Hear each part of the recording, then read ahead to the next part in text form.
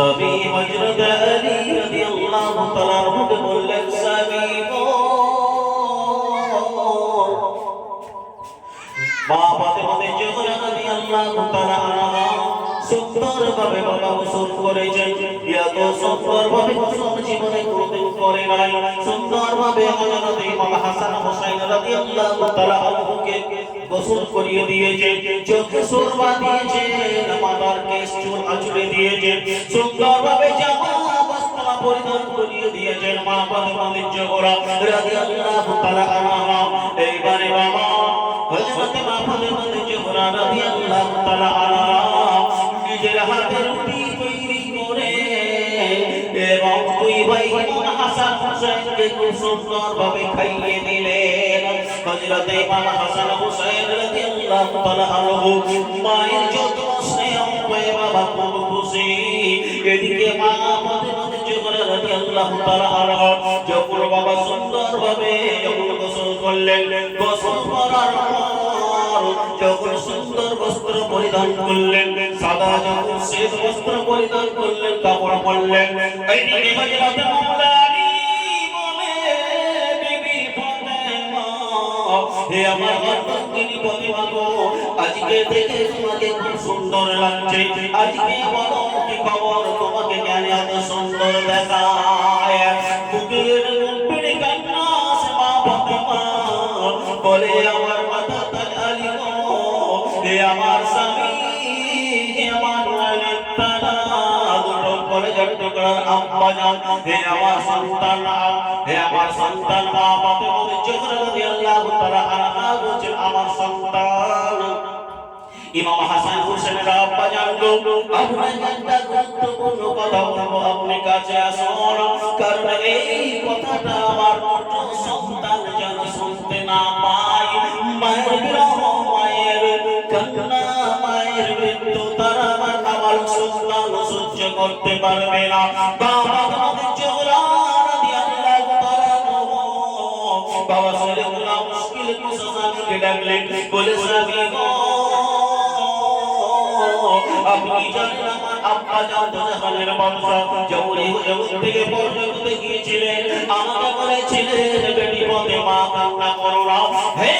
জান্নাতি রানী সরদারিনী নবীর অন্তিনী মা ফাতেমা গো,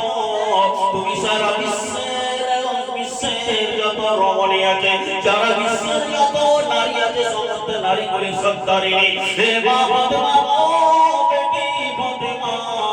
আমি তোমার আব্বা জান জান্নাতে প্রবেশ করব না, আমি তোমার জন্য জান্নাতে অপেক্ষা করব,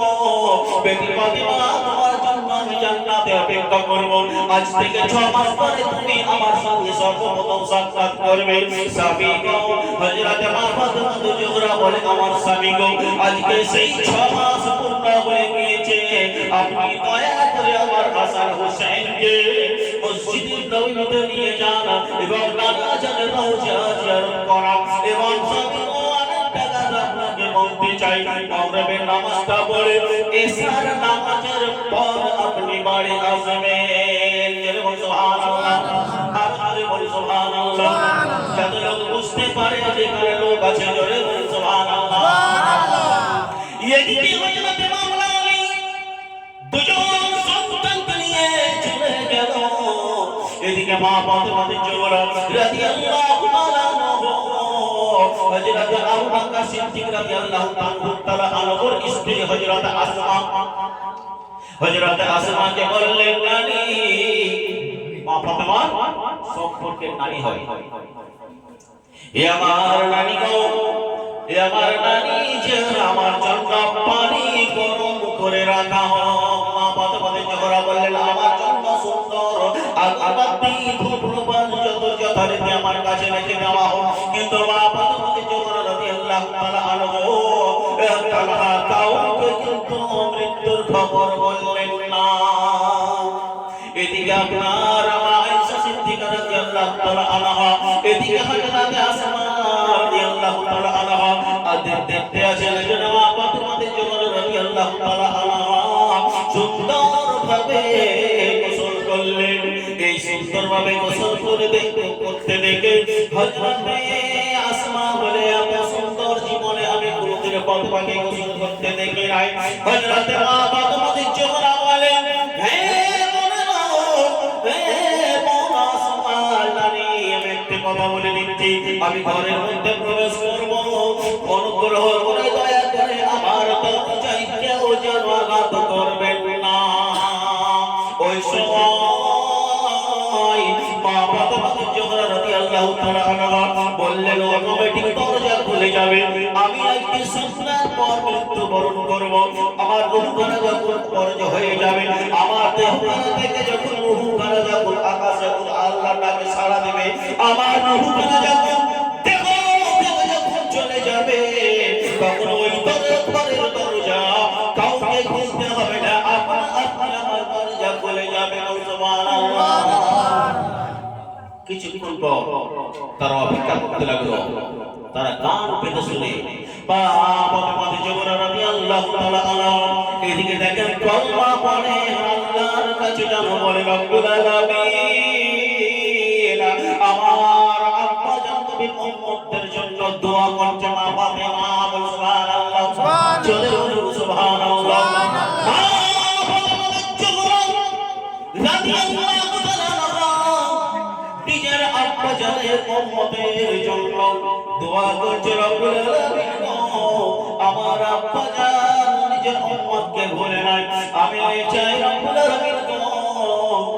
আমার আব্বা জানের উম্মতকে সকলকে যেন গুনাহ খাতাকে maaf করে দেওয়া হয় নবী মুস্তাফার উম্মতকে আপনার রেহাই দেওয়া হলো নবী মুস্তাফার উম্মতের জন্য মা ফাতেমা দোয়া করলেন এইবারে আল্লাহ পাক রব্বুল আলামিন বললেন যে আজরাইল তুমি চলে যাও রূহ কবজ করার দায়িত্ব কার আজরাইল আচ্ছা বলেন তো মা ফাতেমা জোহরা রাদিয়াল্লাহু তাআলা আনহা রূহ কোন ফেরেশতা করেছিল বলতে পারবেন আজরাইল জিবরাইল মিকাইল ইসরাফিল কোন ফেরেশতা করেছিল জি বলতে পারবেন না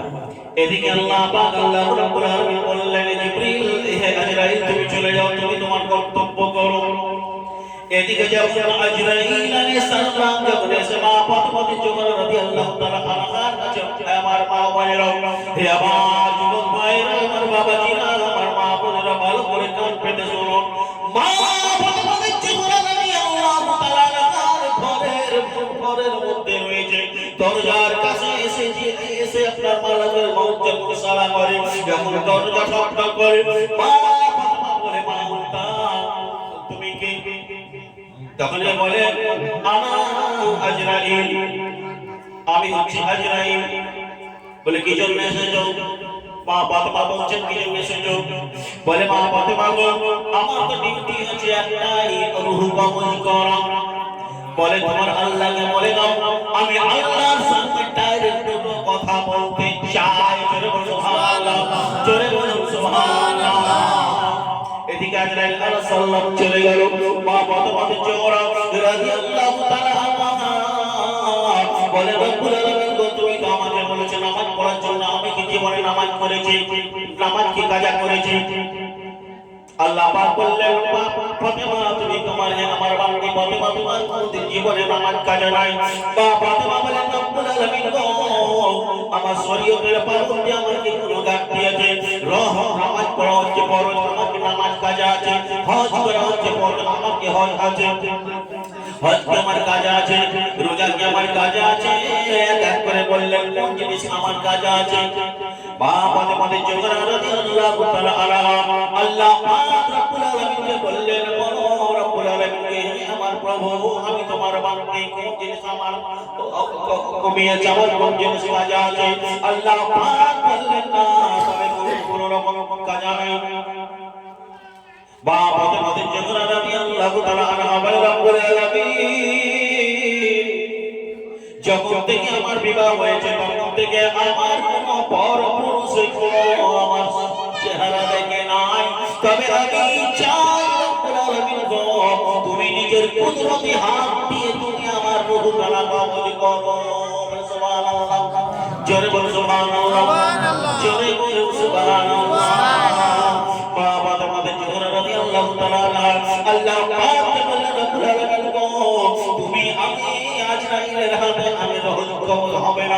তোমার কুদরতি হাত দিয়ে আমার রূহখানা কবজ করো। আল্লাহ পাক আল্লাহ রাব্বুল আলামিন বললেন যে আমার বান্দি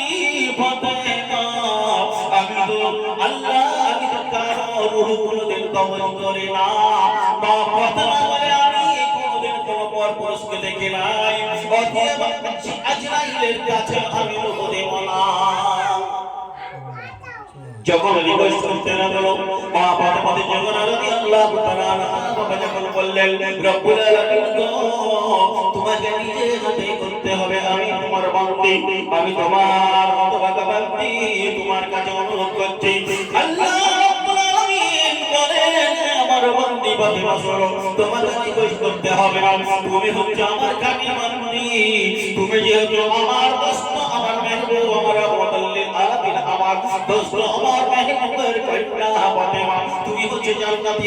জান্নাতের আমলদের সরদারিনী। অতএব যাও, যে কাজ জীবনে আমি আল্লাহ করে নাই, আমি ফাতেমা তোমার খাতিরে এবং তোমার আব্বাকে আমার দোস্তের খাতিরে আমি নিজেই তোমার রূহখানা কবজ করে নিলাম। এইবারে বাবা আল্লাহর সঙ্গে সাক্ষাৎ হলো, আল্লাহ রাব্বুল আলামিনের সঙ্গে কথাবার্তা হয়ে গেল। এইবার গল্পা পড়তে পড়তে তারা বাইরে থেকে শুনতে পায় শেষ নিঃশ্বাস ত্যাগ করার পূর্বে সকলে বলল মতিয়াবা লা ইলাহা ইল্লাল্লাহ মুহাম্মাদুর রাসূলুল্লাহ। এই কলমাটি বাবা উচ্চারণ করতে করতে হযরত মা ফাতেমা জোহরা রাদিয়াল্লাহু তাআলা আনহা এই নশ্বর দুনিয়া থেকে আপনার বিদায় নিলেন। বলেন ইন্না লিল্লাহি ওয়া ইন্না ইলাইহি রাজিউন।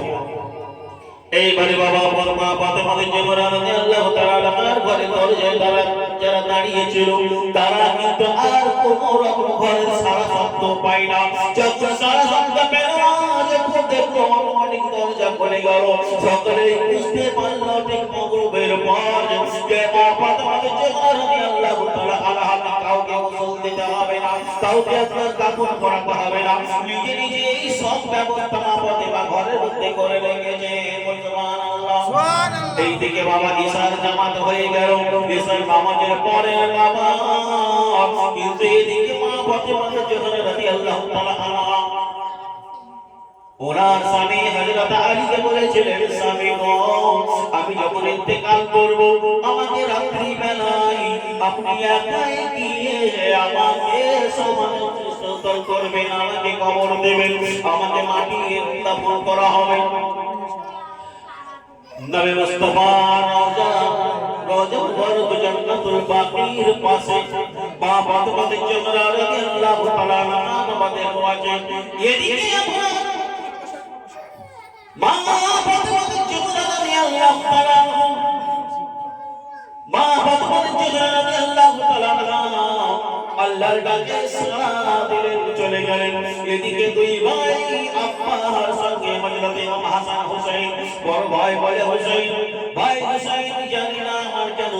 যে কেন যেন জান ছটফট করে। আব্বা যাকে বলে আব্বা গো, মা বাপের যদি মুখ দর্শন করা হয় তবে হাজির সওয়াব পাওয়া যায়। আমার নবী মুস্তাফা আমার নানা জান বলে গিয়েছে আব্বা গো, মাকে দেখার জন্য খুব ইচ্ছা করে, কিন্তু এদিকে হযরতে মাওলা আলী হযরতে মা ফাতেমা জোহরা রাদিয়াল্লাহু তাআলা আনহার কথা ভেবে ভেবে বুক ফুলে কান্না করে, চোখে পানি এলো, ডুকরে ডুকরে কান্না করতে লাগলেন। দুই ভাই হাসান হুসাইন বলে আব্বা জান আপনি কেন কান্না করেন, কান্না করছেন কেন? হযরতে মাওলা আলী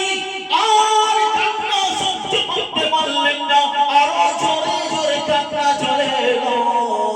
এবং হযরতে আলী দুই সন্তানকে বুকে জড়িয়ে আরো জোরে জোরে কান্না করতে লাগলো। এদিকে যখন পিতা হযরতে আলী দুই সন্তানকে যখন কান্না করতে লাগলো তখন কিন্তু হযরতে ইমাম হোসেন হাসানের আর বুঝতে পারবে না। আব্বা এরকম কান্না করছেন কেন? ইমাম হাসান হোসেন কাছে আব্বা তাহলে আমার আম্মা ইন্তেকাল করেছে, আমার নানা বলেছিল, আমার নানা বলে গেছিল যে বেটি ফাতেমা 6 মাস পর তুমি আমার সঙ্গে সাক্ষাৎ করবে। তাহলে কালকে 6 মাস পর হয়ে গেছে, এইবার বাবা হযরত ইমাম হাসান ও হুসাইন রাদিয়াল্লাহু তাআলা দুইজন ছোট ছোট নাবালক সন্তান মা বলে যখন চিৎকার করলো, প্রত্যেকদিন মা বলে ডাকে, এদিকে মায়ের সিংহ মা ফাতেমা দুজন সন্তানকে হাত বাড়িয়ে দেয়, ইমাম হাসান হুসাইনকে কোলে নিয়ে চুম্বন করে। কিন্তু আজকে দুজন সন্তান মা বলে ডাকে, কিন্তু আর বাছা ধান বলে আয় রে বাচ্চা, আয় রে বাচ্চা, আয় আমার কলিজার টুকরা হাসান হুসাইন বলে আর ডাকে সাড়া পাওয়া যায় না। আজকে মা ফাতেমাকে মা বলে ডাকছে দুই ভাই হাসান হুসাইন, তো আর প্রত্যেকদিন বলে যে বেটা হাসান বেটা হুসাইন বলে কোলে বুকে জড়িয়ে ধরে। কিন্তু আজকে ইমাম হাসান হুসাইন মা বলে ডাকছে, মায়ের কোনো সাড়া নাই, মায়ের কোনো সাড়া নাই। হাসান হুসাইন মা মুখের কাপড়টা সরিয়ে যখন দেখলো যে মা ইহজগৎ থেকে বিদায়, ইহজগৎ থেকে বিদায়, কেমন করুণ ঘটনা বললাম। দুজন ছোট ছোট নাবালক সন্তান, দুটো ছোট ছোট নাবালক সন্তান ইমাম হাসান হুসাইন কান্না করে মার জন্য বলে, মা গো তুমি কি এই জন্য আমাদেরকে সুন্দরভাবে সুসজ্জিত অবস্থায় আমাদেরকে স্নান করিয়ে দিয়েছিলে, জীবনের শেষ খাওয়া খাইয়ে দিয়েছিলে? মা বলে কান্না করে, ধুলে লুটোপুটি করে। তাই কবি নিজের ভাষায় বলছে, তখন রাস্তার ধারে এতিম বাচ্চা কেন বসে কাঁদে রে, আরশ পায়া হিলে রে। জোরে বল সুবহানাল্লাহ, আর জোরে বল সুবহানাল্লাহ। রাস্তার ধারে এতিম বাচ্চা কেন বসে কাঁদে রে, আরশ পায়া হিলে রে। রাস্তার ধারে এতিম বাচ্চা কেন বসে কাঁদে রে, আরশ পায়া হিলে রে। আরে এতিম বাচ্চা বসে বসে কেন যে কাঁদিয়া যায়,